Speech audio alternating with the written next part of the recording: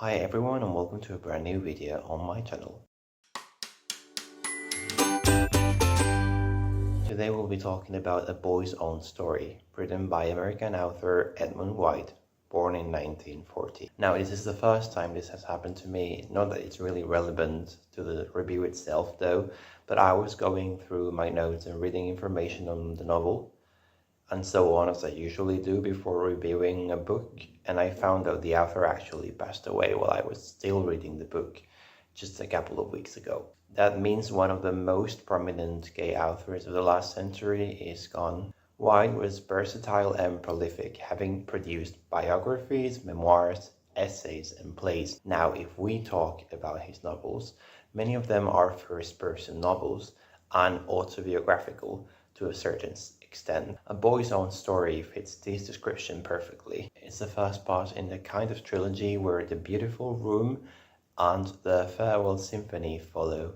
The book was published in 1982 and was a turning point for him and arguably also the pinnacle of his career. The book is also considered to be a pillar of LGBTQ+ literature. It was a landmark novel in that it broke the mold in different ways. It's a deeply introspective coming-of-age story about a gay teenager who's trying to come to terms with his sexuality in the Midwest, growing up in an intolerant and hostile environment. It touches upon these and other taboos in a straightforward, honest, and open way. Gayness and queerness are not peripheral at all.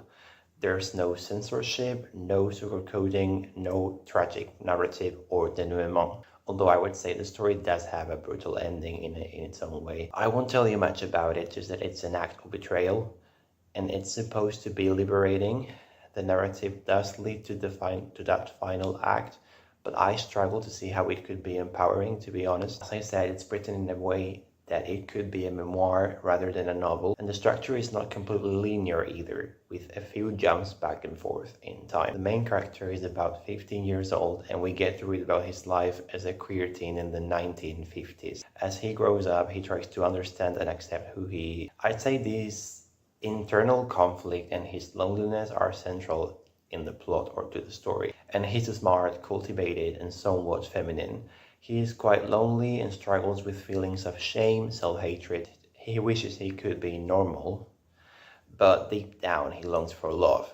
He would also like to fit in and make friends, maybe even become popular, which he actually succeeds in doing. But this often means changing who he is, fighting to erase his sexuality. This is a classic case of internalized homophobia. Besides queerness, sexuality is addressed in an extremely open, even raw way. What I love the most about the book is that this rawness, when characters strip themselves bare and show their innermost thoughts and desires, is beautifully rendered, almost poetic at times. There's just a couple of things that were a bit off-putting for me. This is not bad per se, maybe it's just a depiction of what society used to be like, or was like in the 50s. But besides internalized homophobia, there's manipulation, misogyny, gender stereotypes, and classism, and they permeate the novel.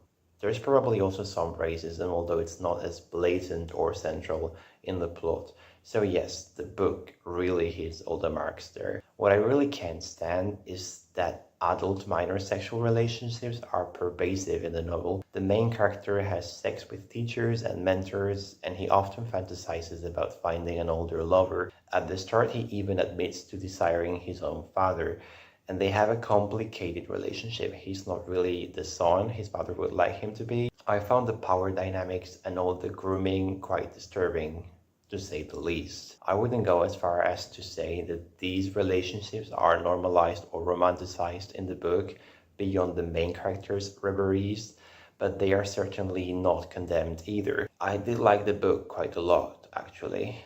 As I said, I think it's beautifully written.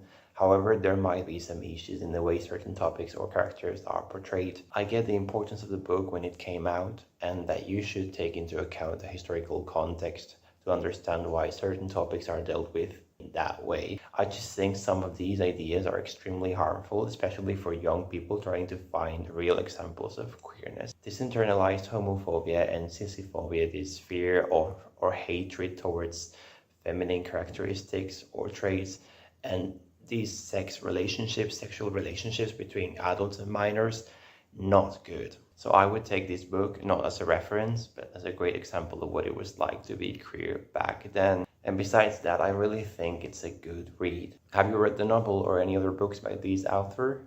You can tell me what you think about it in the comment section below.